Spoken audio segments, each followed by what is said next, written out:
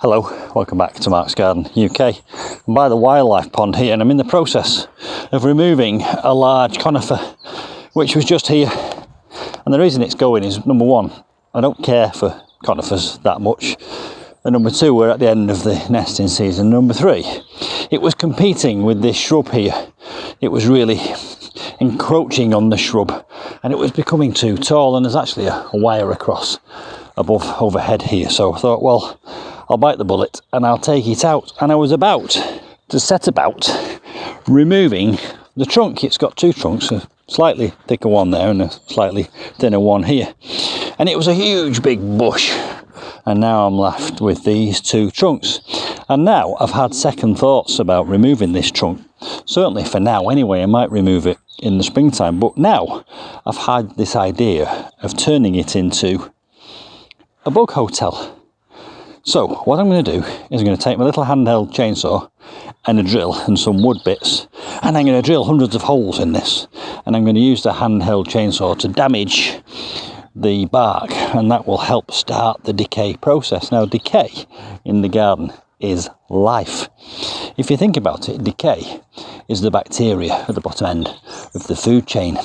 So if I promote decay at the bottom end of the food chain, it will help every level of the food chain above it, going from very tiny microorganisms to small invertebrates to large invertebrates to birds and so on up the food chain. So that's what we're going to do.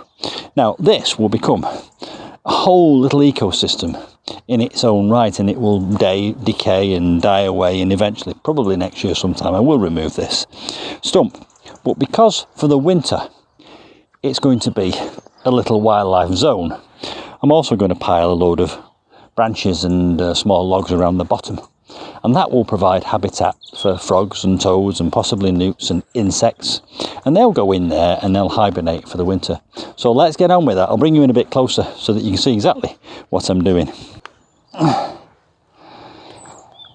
Now I've managed to remove that conifer, or should I say the branches off the conifer, using my loppers, my handheld chainsaw, and of course I wore some safety goggles. And by the way, if you want any of these tools, I'll put the Amazon links below in the description box below this video. I was given this by Saka, I did a video on it, and it's been an incredibly useful thing.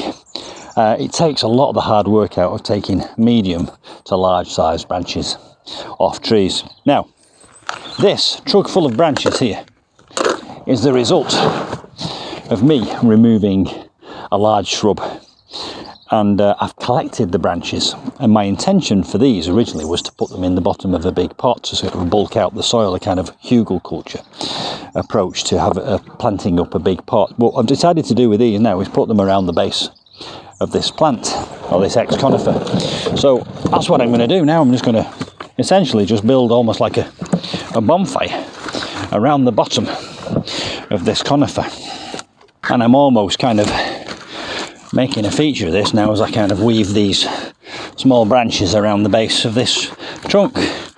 And it's all trial and error, but the theory is if I put piles of dead wood here like this, some of it already rotten, it will decay further and provide an environment for lots of insects and mice and frogs and toads and newts, and it will have a second life. And not only will it have a second life, it will add to the life generally around the garden. So that's what I'm doing there. So we'll finish this little job now of just piling up the branches around the bottom of this tree trunk.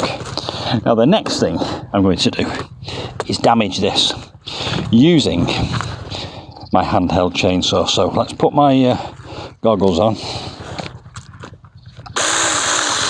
and it really is an easy tool to use, and I'm just going to go in to the bark in various stages and just do damage. And by doing damage, I'm starting the process of death. Death is life. And I'll just do that all the way up and down this tree trunk.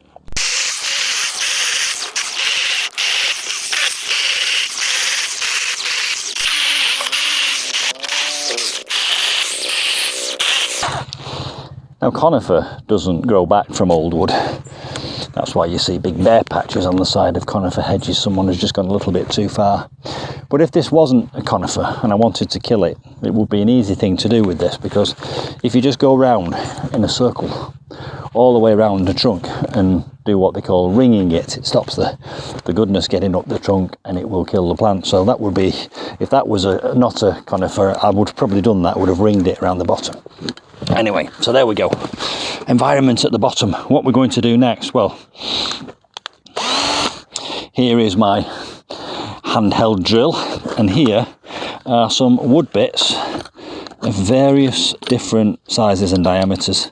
Why have I gone for different sizes and diameters? Well, because there's different sizes and diameters of insects, and they might want to use this as a kind of hibernaculum. In other words, a place to hibernate.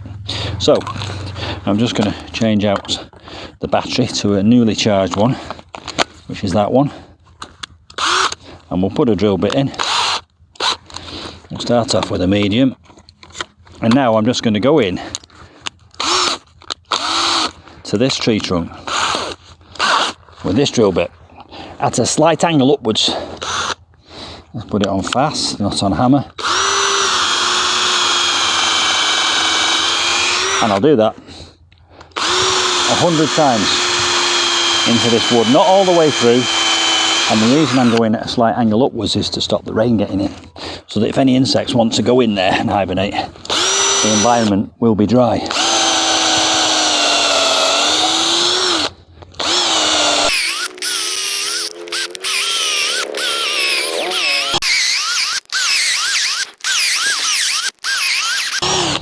Now let's have a change. Let's go for a slightly bigger drill bit and see if we can accommodate a slightly bigger type of insect.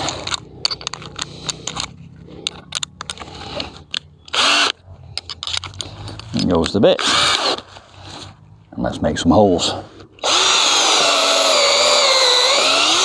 All these little bits of wood chip that fall on the ground, they will also help to provide for parts of the ecosystem and the food chain.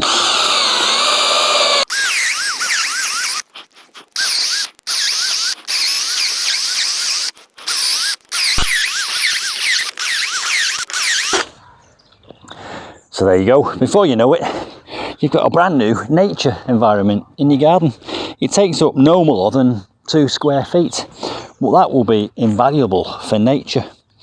Now, have you heard that saying, nature is red in tooth and claw? It's from a poem, I think. And what it means, I think, is basically everything in nature is trying to survive and eat each other. So I've provided lots of little holes in this tree stump here for insects to go in. But no doubt, I'll see birds on there pecking away at those insects. Woodpeckers, for example.